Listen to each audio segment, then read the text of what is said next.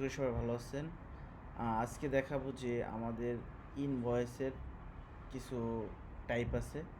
আপনারা ওই ইনভয়েসের কিছু ডেমো আছে, ওইগুলো আপনারা ইচ্ছা মতো করে সেট আপ করতে পারবেন টেমপ্লেট ডিজাইন।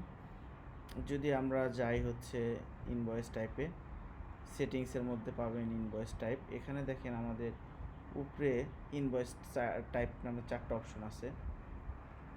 আপনাদের যদি কোনো প্যাড থাকে ইনভয়েসের ডিজাইন করা, যেমন উপরে হেডার এবং হেডারগুলো থাকে, আবার ফুটার থাকে, এগুলো যদি থাকেন শুধু বডিটা প্রিন্ট হয় পেশেন্টের ইনভয়েসের, তাহলে আপনি কি করবেন?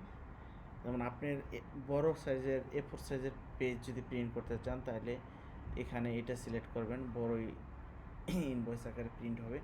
আর যদি ছোটোগুলো প্রিন্ট হয় তাহলে এই দুইটার একটা। যেমন আমাদের এখানে দেখেন এই হেডারে ইনভয়েসের কিছু নাম আছে, আবার এই হেডারে কিছু নেই। তার মানে এটা A4 সাইজে যদি আপনি ফুল আপনি কোম্পানির নাম লোগো সহ প্রিন্ট করতে চান, তাহলে আপনি এটা সিলেক্ট করবেন ফার্স্টে, এটা বড়টার মধ্যে। আর যদি বলেন যে না, আমি শুধু বডিটা আমি প্রিন্ট করব, আমাদের প্যাড আছে এই প্যাডের মধ্যে, তাহলে আপনি এই A4 সাইজের এটা করবেন। আর যদি বলেন যে A4 সাইজের অর্ধেক পেজের মধ্যে করবেন, তাহলে দুইটার মধ্যে যে কোনো একটা। যেমন এটা হচ্ছে আপনার ফুল ভিতরে যা আছে আপনার কোম্পানির নাম লোগো সব থাকবো এটা প্রিন্ট করলে।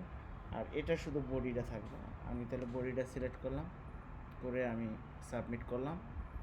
করার পরে আমি যদি এখন ইনভয়েসে যাই, তাহলে আমরা দেখতে পারবো যে প্রিন্টের কী অবস্থা। এখন দেখেন এটা আপনি প্রিন্ট করতে পারবেন, কিন্তু উপরের যে খালি জায়গা আছে এখানে আপনার প্যাডের যে ইয়াটা আছে ওইটা বসে যাবে, ঠিক আছে।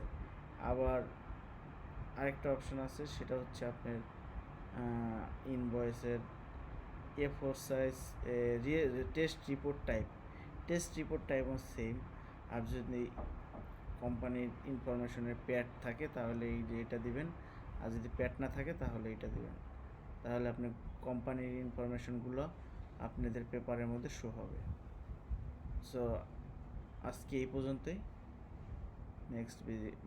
নেক্সট ভিডিও দেখার জন্য অপেক্ষা করুন। আমাদের আরও কিছু রিপোর্টের ভিডিও করব আস্তে আস্তে।